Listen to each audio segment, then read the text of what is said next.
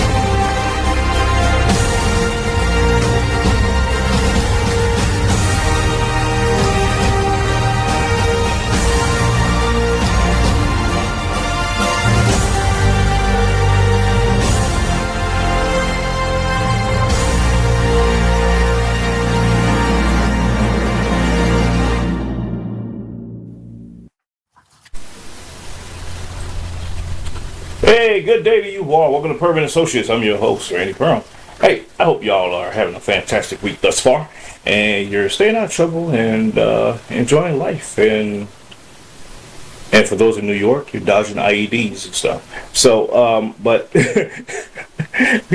military humor. Don't take offense. But anyways, hey, we got a very special guest with us today, and I'm excited to talk to him because I love the folks from over at the Heritage Foundation, and we have none other than Jonathan Butcher.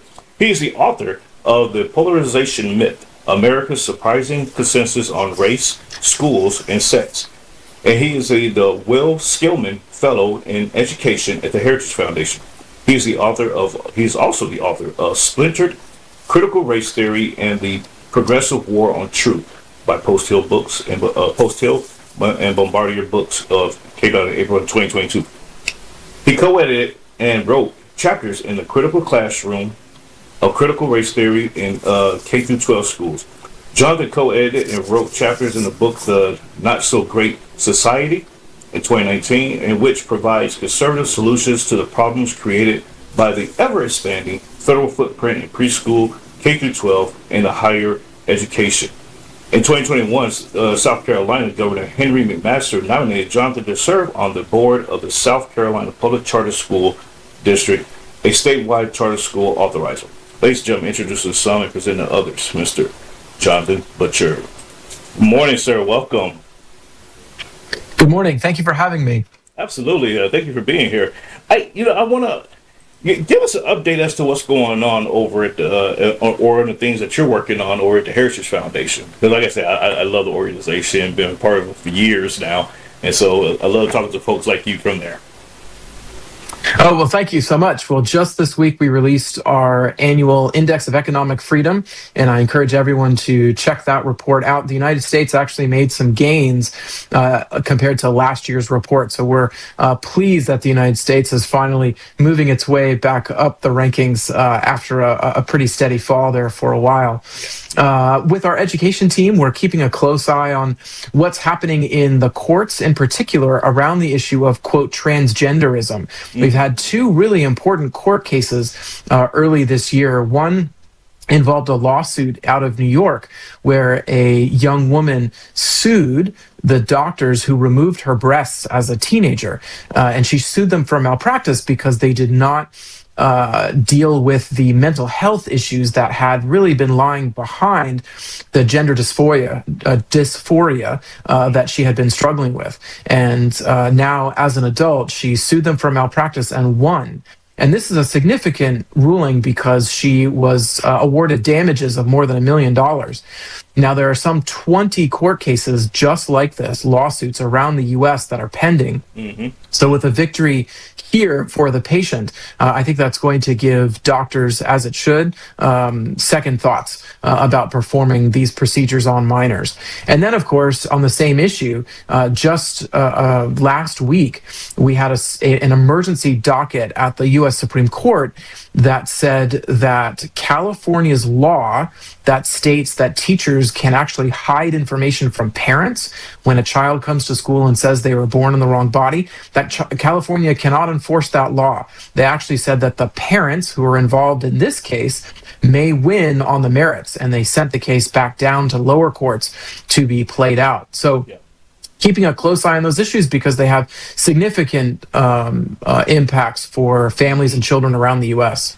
No, yeah, absolutely, and thank you for that update, and thank you for the highlighting of both the New York case, because I found it to be intriguing as well, and the California case, and I was actually going to ask you about the California case and your thoughts on that, because here in Texas, we just recently in the 89th legislature, we passed, the Parent School Choice Act, but we also passed some other series of, I guess you say, supporting bills regarding, parental rights when it comes to your children in schools and everything.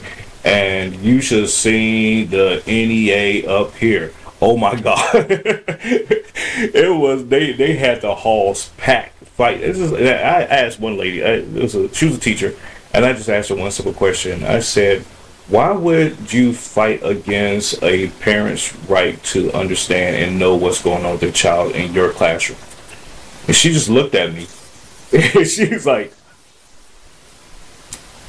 now that you put it that way, I'm gonna go back to my car now. It was just like it's kind of like just common sense, that if a child comes to school, because there's a transference of authority in a sense that when a child leaves a parent's home, the teachers or the school administration, they take on what is called an in loco parentis. And for those ladies and gentlemen that don't understand that, it basically means that there is a legal transference of authority that the school is now responsible for your child, and anything that happens to that child is on the responsibility of that school, unless a parent comes up there or they give prior permission, whatever the case is there, the minutia. But for the teachers or the administration of that school to say, well, we're going to lie to parents and we're going to hide information and this and the other that could be detrimental to that child's health, they should be held culpable for that. And I just don't know. I just don't understand, John, how we got to this point in society. Because I remember I was growing up in Chicago and going to school.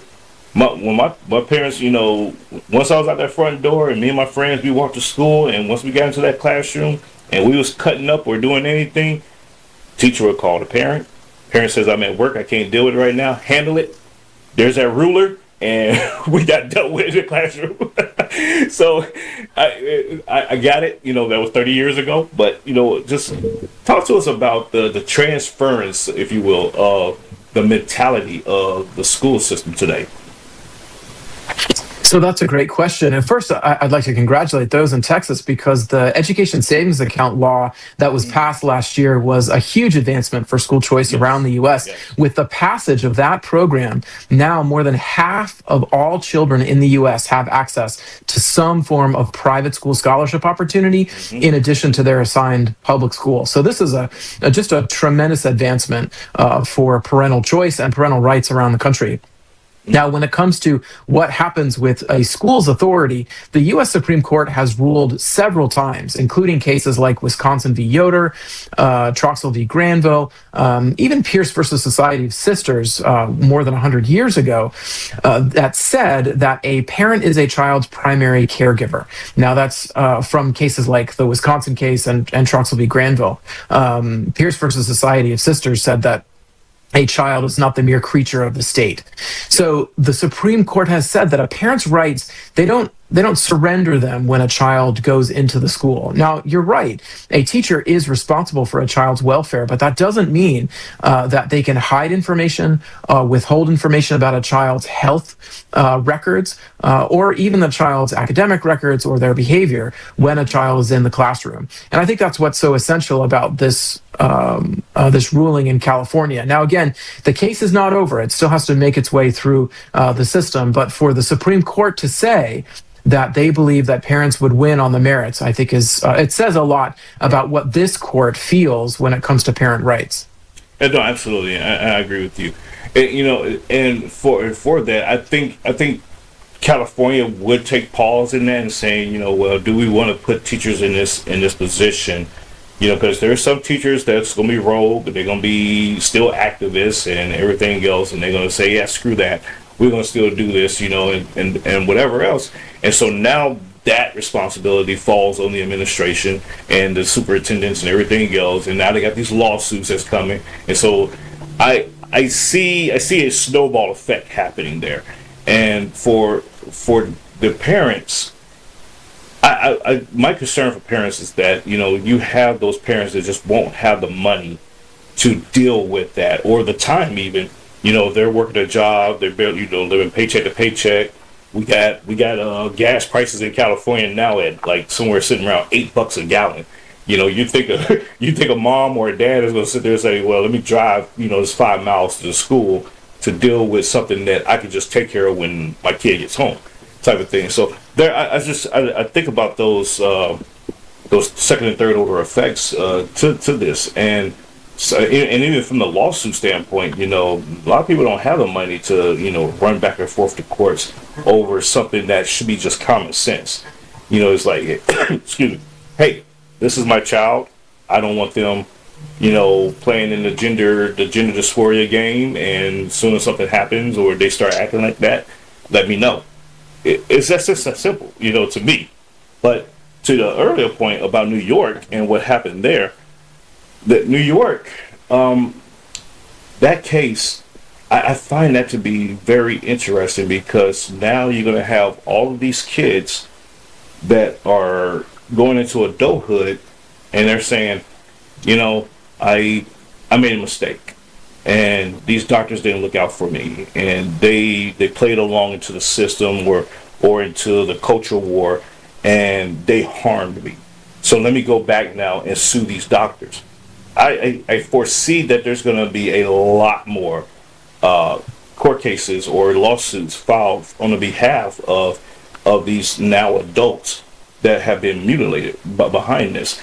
Can you share some thoughts on that and what's going on? What else have you seen behind that? Well, I think you described it just right. And we have to remember that about 2 years ago from the United Kingdom, a report was released called the Cass Report. And this was a summary of the research that we had at the time dealing with, quote, gender dysphoria. And what it found was that we simply don't have enough research to be performing these medical procedures on young people, on minors. And in fact, they found that as these young people were moving into adulthood, oftentimes they did change their mind. In fact, there's research that finds that upwards of 70, I've seen numbers even as high as 90% of the young people who said they were born in the wrong body when they were minors, once they get out of puberty and enter early adulthood, it naturally progresses out of their system and they naturally change their mind. It's a process called watchful waiting. And I think that is obviously much healthier for young people, and it prevents these life-altering surgeries that are irreversible, right, on being performed on these young people. Yeah, you're right. It is irreversible, and I growing up, even my kids, my children, even they had their little phases when they was going through school of, they're all adults now, thank God. But they had their phases where they were like, well, I'm exploring this and I don't know if I'm gay and this, and I'm like, go get my belt. I'll help you decide real fast. and it was some of that was just mental conditioning on the behalf of peer pressure. And they recognized that, eventually. And then, so they came out, just fine. But some of their friends, however, they did not. There was one kid, he was transitioning. This is while I was stationed in Naples, Italy. I was a military background. So I was stationed in Naples, Italy, and he was in this transition. He was only a freshman. And it was just like, what are you doing? And his mom, I talked to his mom about it. His mom, she was in service too, and she was like, I know it's just probably a phase for him, but I'm gonna let it play out, and I'm gonna let him do whatever it is that he thinks is appropriate for him. And if I see that it gets too far, where he's talking about doing surgeries and everything else, then I'm gonna intervene. And I was like, that's a way, but but for me, I look at it as parents should be a little bit more involved in the mental structuring of their child and letting them know early on. I think it has to be taught earlier rather than later. We tend to think as parents that, oh, we'll wait till they start hitting puberty, wait till they start, having menstrual cycles before we start having these talks with them. But given the information age today and the technology age, I think we might want to start having these conversations much sooner and saying, hey, before you go to kindergarten, we need to have a discussion, type of thing. I don't know. What's your thoughts on that, sir? Well, I think there's certainly an age-appropriate time to have conversations about sexual activity with young people, without question. I mean, I think if it's too young, the young people won't understand it, and it could wind up confusing them more than anything else. And I would say for young people as well, remember, their minds are not fully formed until they're well into their 20s. So I think there's a great sense of empathy and understanding that we have to have when young people say they are confused about their sex, because what the research demonstrates is that there is often an overlap with mental health issues, whether it's severe depression, anxiety. In some cases, there are even special needs involved, such as autism. We found high rates of those in some of the research from overseas.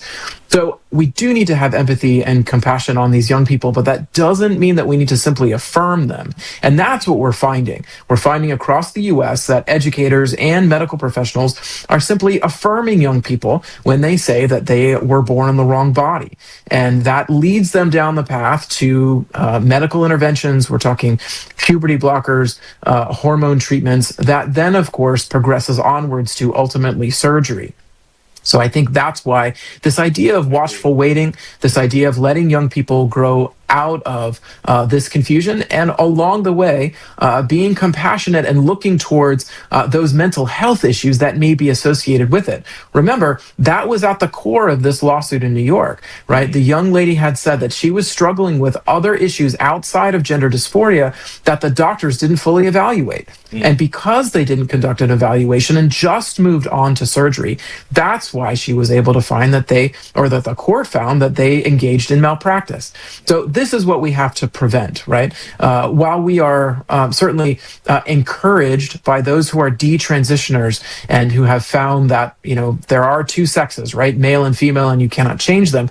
We would rather they not have to get to the point of being a detransitioner, right? Because the path is hard, and it could wind up with something that's irreversible happening to them. And it contributes further to their mental health issues, mental health crisis as well. That's right. Because I seen one story where a detransitioner here in Texas was still coping with the fact that they didn't have their body parts. You know what I mean? And so it was just so that I don't know if that community thinks about these things and says, wait, what if I want to have my breasts next week? Wait a minute, what's going on here? I don't know if they think it through. And for the adults in the room, or the alleged adults, because to your point about our brains not fully developed into our 20s, I tend to argue I think it's probably more so in the 40s, 50s window. Because I see some. Well, I'm still learning things every day. That's for sure. Yeah, me too. I'm still maturing each day. Yes, I mean, look, the research is compelling that these interventions on gender dysphoria, they actually don't treat the mental health issues behind it. There's actually been several reports that find that if you just deal with the side of gender dysphoria, you're not helping issues of depression, anxiety, these other conditions that we were talking about. So, and we've known this for several years. A credit to my former colleague, Ryan Anderson, whose book, When Harry Became Sally, is an important piece of research on the topic, and he brought forward some of these research findings that I think are important for Americans to be aware of, that if we just rush into affirming young people, we're actually not helping, we're not relieving the issues of distress that they were struggling with. Yeah, absolutely, 100%. I agree with you totally there.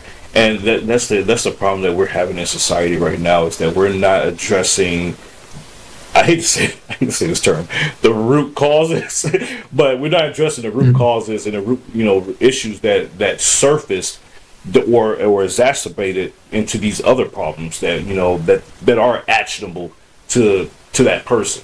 They may say, well, I can't prevent, the fact that I got to come home and deal with my mom and dad every day, but I can deal with the fact that I'm gonna become a different gender, type of thing. So those are the things that we fail to navigate correctly in society. And I wouldn't say this is just relegated to the United States. This is actually a global issue that our medical professionals are failing to identify these things. And I would also put the onus mostly on parents, because as parents we became entirely too busy. We lay in bed at night, we have a child, and the child is self growing and self feeding and self it's like this little gigapet. And I don't know if you remember gigapets from the 90s. I don't know how old you are, but that's kind of like how we treat children these days. Is we treat them like gigapets. It's like, okay, we have this kid and it's like, oh, hey, how you doing, who are you, where you come from, and we're going about our day. And that lack of attention, that lack of nurturing and everything else creates these problems that we're having today. We see now that teenagers are in the streets, in whatever town, because it's all over the place. They have no wherewithal in terms of authority, respect with others. They just randomly want to kill people and think it's okay because they just got off of playing a video game, thinking that that's part of real life. So I say that the parents need to get back to parenting and do their jobs, because otherwise they'll be sitting in the courtroom crying when their child is sentenced to life, or they'll be sitting in a morgue crying and trying to identify the body of their child, because they failed to do their job. And it's just crazy to me. But woosah. I'm off my soapbox. Jonathan, I want to get into talking about your new book here, Polarization, the Polarization Myth. I congratulations. But Thank you. Tell us the reason why you wrote it, and what was the impetus behind it all. Well, especially leading up to the election last fall, there were, quote, experts who are telling us that America is hopelessly polarized. In the media, especially, articles in magazines like the New Yorker or the New York Magazine, as well as foundations from around the country, had experts telling us that America was headed towards a civil war. In fact, Hollywood even released a movie called Civil War, where Washington was calling airstrikes on Americans. Yeah. And so I wanted to know, is that the truth? And so I conducted a nationally representative survey of the general public, as well as parents. And I asked them hot button issue questions on everything from race to gender to schools. And I found that in many cases, on some of the most pressing questions, the majority of Americans share an important sense of common sense on these issues. So, for example, we were just talking about gender, and 61% of my respondents said that they don't want the idea of gender taught to children in K through 3. I found that 60% of my respondents want educators to use the name and pronouns that are consistent with a child's birth certificate, unless they have express permission from the parents. I found that nearly the same share want civics taught more in classrooms. An even greater share want character and virtue taught in classrooms. So to have this level of agreement among Americans shows that there really is a sense of national identity that we have, and that these claims of polarization do not represent or do not describe what's happening around the country. Thank you, Jonathan, for this, because my book that I'm about to release soon is called Polarizing America. So, and it actually speaks to a lot of what you're talking about, but from a different lens. It's actually talking about how the media is utilizing these hot button issues to divide Americans, and although we may agree on these topics, but they spin it's more of a narrative driven thing from a media perspective, and it lays out a lot of those things like, yeah, the media may say this is going on, but here's what's really happening, type of thing. So I think we're probably complimentary to each other on the books there. So that's great. That's great. And I appreciate this, because there are studies out there that, in the political science world, that shows that Americans the United States rather, is in alignment with a lot of these button issues, and but the focus has been on the fringe elements of society, and they, as the old saying goes, the squeaky wheel gets the oil, so they get the attention, and so they're the ones that's making it seem like this is an issue that is divisive, or it's an issue that Americans don't agree on, and it's like it's not true. This is only a fringe element. You have your far lefts and your far rights that are creating all this noise and saying that yeah, we want this and we want that, and in the middle it's like, I don't give a damn about neither. I just want to go to work, get my paycheck so I can pay my bills. Whatever you guys are talking about, I don't care. And that is a vast majority of the American person. So we don't have the energy or the time exactly. to follow every issue, right? I mean, Americans Exactly. don't always have the ability to follow every issue that they see in the news. I would say that there was a survey that came out from the Manhattan Institute just late last week that really supports what we're talking about here. It was a survey of Democrats, and it actually found that on the issue of, quote, transgenderism, Democrats were more aligned with the center or the right on those issues. So that means that it really is the fringe. It really is the far left that is supporting and pushing this idea of, quote, social affirmation of young people who say they're confused about their sex. I mean, look, in 2024, the New Yorker released an article called "The Americans Prepping for a Second Civil War." Shortly after that, there was a headline from NBC that said, "Here's what's driving Americans' increasing political polarization." The Atlantic wrote an article called "The Doom Spiral of Pernicious Polarization." The New Yorker had another one that said, "How Politics Got So Polarized." So there are all of these claims from the mainstream media on the left telling us how divided we are. When in reality, when you survey Americans, and not just my survey, in fact, the reason I wrote a book and not just released a press release about the findings of my survey is that there are many other surveys showing the same thing, right? From Gallup and others. Even the New York Times had a survey a couple of years ago that found that we don't want the idea of gender taught to young people in elementary school, even into middle school. The numbers were very close. So I think that there is agreement on these issues, and the mainstream media is either ignoring it or they don't want us to think that that Americans have a shared sense of identity on these topics. Absolutely, and I totally agree with you there, and that's what I'm getting at as well, is that the fringe elements have conquered the media, and they have conquered for the most part the driving conversations in society as a whole, to influence people to think that certain things are the way it is when it's not. And yeah, living here, I live in Austin, Texas, so I'm a red dot in a blue sea, right?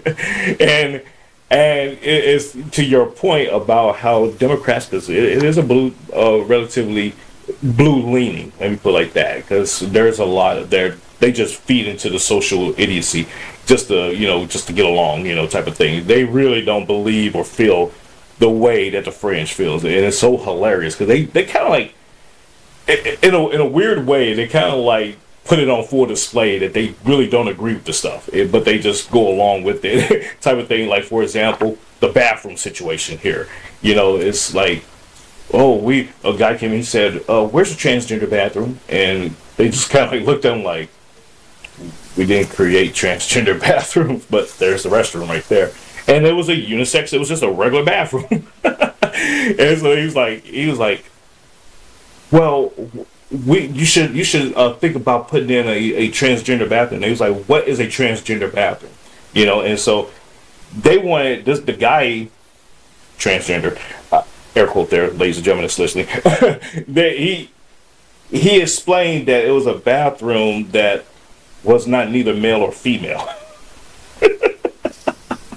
And there's I was just like, majority what the hell? support. Hmm? Yeah, and the surveys find that there is a majority support for protecting women from males having access to girls' private spaces. Yes. So this is a mainstream idea that we shouldn't be allowing males access to girls' bathrooms or locker rooms. Yep. Absolutely. And the bathroom, like I said, it was a unisex bathroom. It was just one bathroom, and if there was a line of people that's waiting, oh well, But you once that person comes out, the next person goes in because it was just one toilet and one sink, and so I was just like, bravo, So, but and to your point, you're absolutely right. Even at the Capitol here, they had this issue where we had trans folks trying to utilize female restrooms, and one almost got beat up by a bunch of females in the restroom. They had to get the Capitol Police in there, to kind of like quell things down during the '89. But it went to a larger point where they had to put signs up to say, hey, you must utilize the restroom according to your actual biological sex and everything, gender. And that created an uproar. And it was just like, oh well, it is what it is, because it is to the protection of women at the end of the day. And so I'm totally in agreement with that.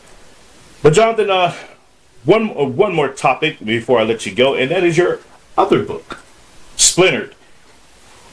Talk to us about that one. I love the cover, and I love the topic of it, because critical race theory, it seems like it's now a dead and gone thing, but it still surfaces up here and there every now and then. But a few years ago, it was a hot button issue. So talk to us about this book here, sir. Well, sure. Well, critical race theory, from those who remember the summer of George Floyd and all of the attention that was being paid to the likes of Ibram X. Kendi, this theory traces back to what's called critical legal theory from the 1970s, which is the idea that America is systemically racist and our laws were put in place to create a permanent underclass. Well, critical legal theory was built on the idea of critical theory, which is a philosophy from the 1920s and 1930s that came out of Germany. And this was from a radical group of Marxists who wanted to rejuvenate Marxism in Germany because it didn't succeed, Marxism that is, didn't succeed there among the working class as it had in what became Soviet Russia. And so they held in the mid-1920s what became known as the first Marxist work week. And a group of intellectuals then formed the Frankfurt School at the University of Frankfurt in Germany.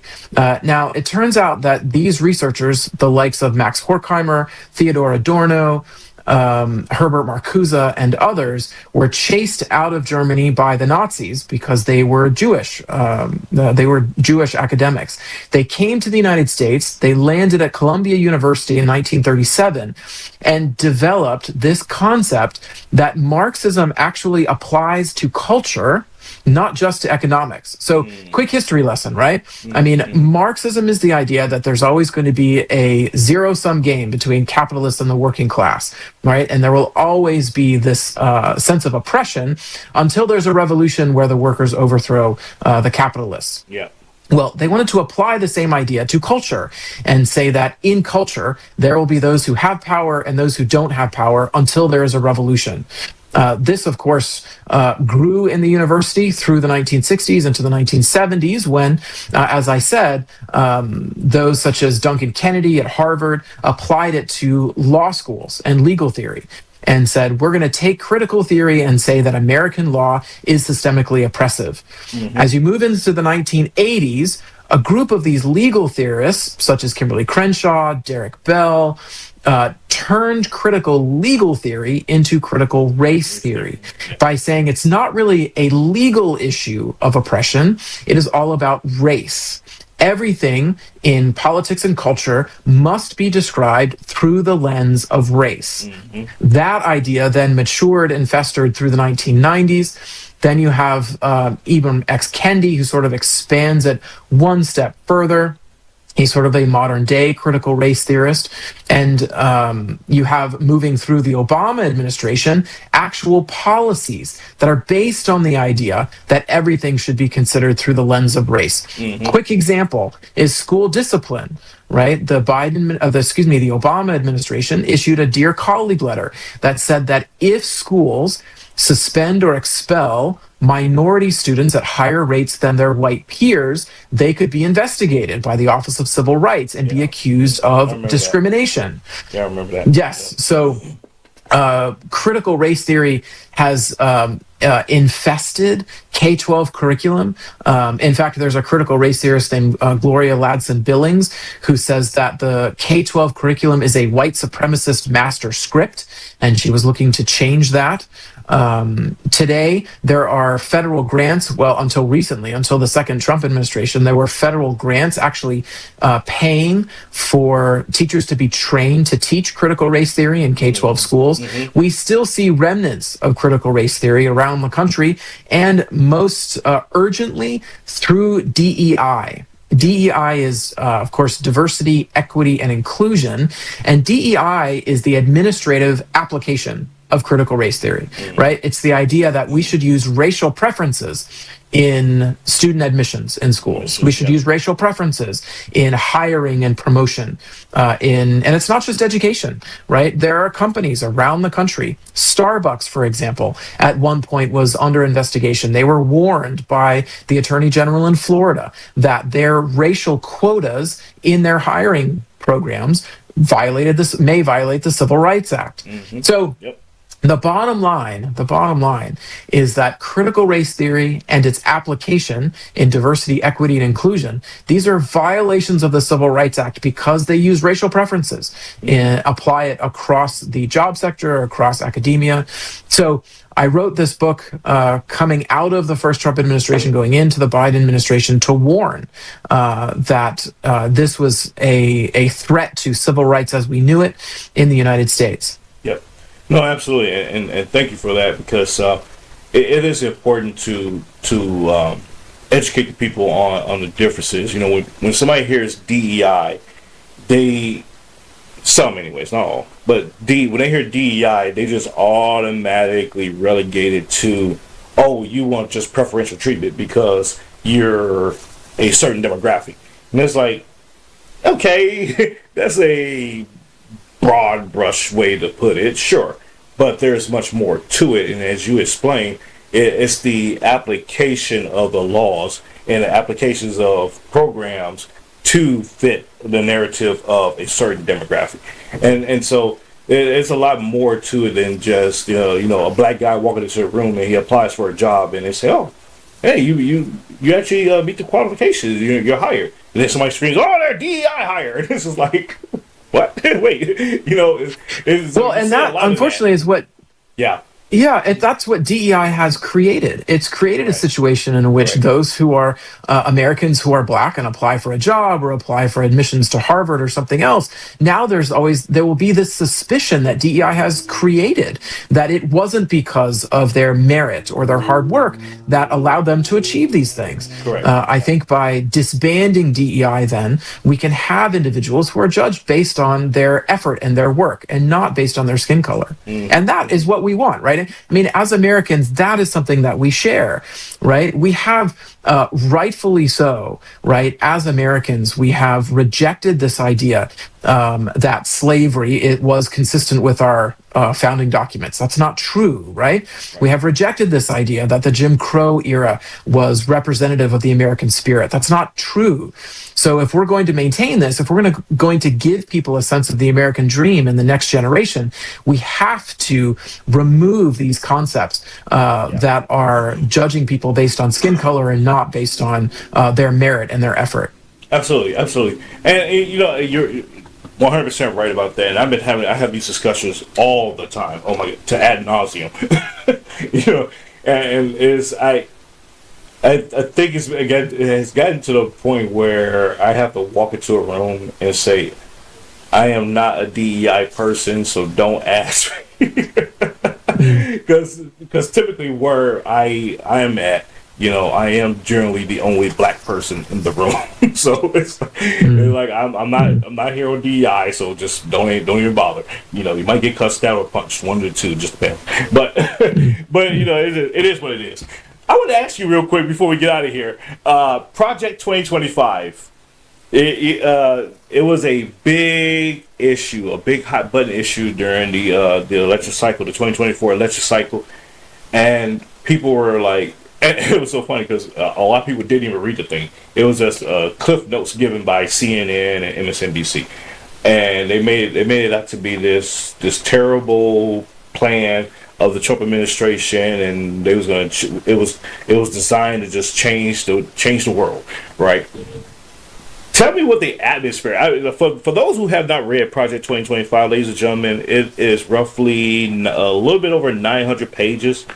I got through, I want to say, about 200 pages of it, skim reading, and not actually analyzing, just skim reading, just to see what the content was like.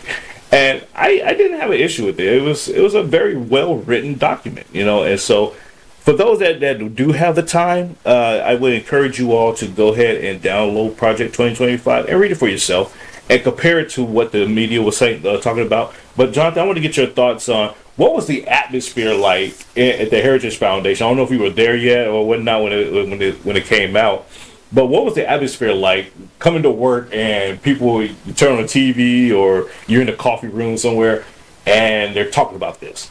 Talk to us about that. Well, I think that it was generally just inaccurate claims lobbed at conservatives. Project 2025 contains a lot of ideas that the Heritage Foundation has advocated for many years, before even Trump. For example, we've advocated for closing the U.S. Department of Education and ending the federal Head Start program for many years. And those are two of the ideas included in the education section of Project 2025. There are a number of conservative views that are explained in Project 2025. Some of them are heritage policies. Not all of them line up exactly with where heritage is, but it is a broad swath of the conservative movement. And I think that's why it was so important to show that going into the second Trump administration, that there were conservatives who were ready to have their ideas represented and a part of what the next administration was looking to do. I mean, look, this is the latest iteration of what's called the Mandate for Leadership, which is a book that the Heritage Foundation has published for every presidential administration going back to the Reagan administration. So this is something that we have done for going on 40 some years now. 40 years, yeah. And it's meant to be something that shows the agreement across the conservative movement on key policy issues. You're absolutely right. And to your point, the Department of Education ban or abolishment talk has been around since its inception, actually. So it's that's right. That's something that I have always been a proponent of that, myself, before Project 2025, before Trump came on the scene. That was something, the Department of Education and the 16th Amendment, income taxes. Those are my two babies that I've been always a proponent of abolishing for decades now. And so, it was just hilarious just to be in conversations with folks and like, you're advocating for Project 2025. I'm like, you didn't even read it. Shut up. It's important to know what's in it, because what the media was saying about it was largely either exaggerated or not true. And you can find that many people are going to agree when we say, hey, look, I mean, reading and math scores, especially among reading, is at or near historical lows for many students across the country. The Department of Education has not contributed to student success. This, in fact, is a large bureaucracy that's not only inefficient, but it bogs down schools with rules and regulations. And I think if you explain that to families, you realize we're on the same page, right? What we're trying to do is create quality outcomes for every child. And the Department of Education has not been contributing to the success of every student. So let's find a better way to do it. Let's do what Texas has done, right? Adopt expansive school choice programs that can help children from all walks of life. And the curriculum should be tailored to, the environment, if you will. If you're in Texas, we're a oil industry driven state, so it would make sense that some of the curriculum is geared around, the oil industry, teaching them about labor, stuff like that. Or if you're in California, Silicon Valley, it would make sense that the curriculum is kind of like centered around, technology and stuff like that. But all in all, everybody should have an equal standing or equal footing on reading, writing, civics, and history. But the little nuances, hey, throw in some, how to farm, because we're a farming industry, or a farming country here, type of thing. Yes, that makes sense, and that should be decentralized and not controlled in some hub in Washington D.C. And but people, I don't know. People just weird like that, and they want somebody else to control everything and tell them what to do. But whatever. But I think people had jumped to conclusions about Project 2025, and they also think that Washington does or is responsible for more than it actually is when it comes to K-12 schools. The U.S. Department of Education, it doesn't hire teachers, it doesn't open school doors each day. In fact, we had a government shutdown last fall, and schools continued to operate. Students kept going to class and doing homework, even if the Department of Education was closed. Yep. And that shouldn't be lost on Americans, that even when the government was closed, schools kept operating. Exactly.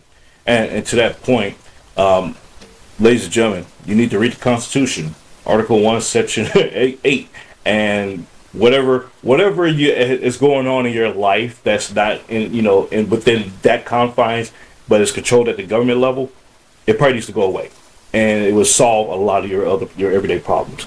Jonathan, tell people how they can follow you and support you, sir. This is a great conversation, and thank you for being on today. Thank you for having me. You can find my research at heritage.org, and you can follow me on social media at JM_Butcher.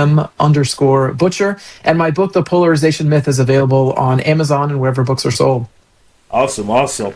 Hey, be safe out there. God bless you, sir. And thank you once again. Tell the team I said hello, and look forward to talking to you again soon. Thank you.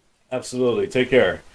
Ladies and gentlemen, that was Jonathan Butcher. A great discussion, and once again, congratulations to him. And you can go pick up the book, The Polarization Myth, and also pick up his other book, so you can kind of like have a side by side, or you can go, run the gamut and read both, and get the full breadth of what his philosophy is, or his research findings are in these areas here, and it's splintered as well. So. But folks, I got to jump up out of here. I do have some other stuff to attend to here in 7 minutes. So, hey, it was great chatting with you all today. Hey, don't forget to pre-order my book, Polarizing America. It is coming out here in exactly 1 month and 4 days. So, yeah, go ahead and pick that up. And I think, like I said, I think it's going to be a great complimentary read with his book, The Polarization Myth. So, we'll see. But, folks, all right, y'all be safe out there. Have fun, and ciao. Talk to you soon. I hope you enjoyed today's program.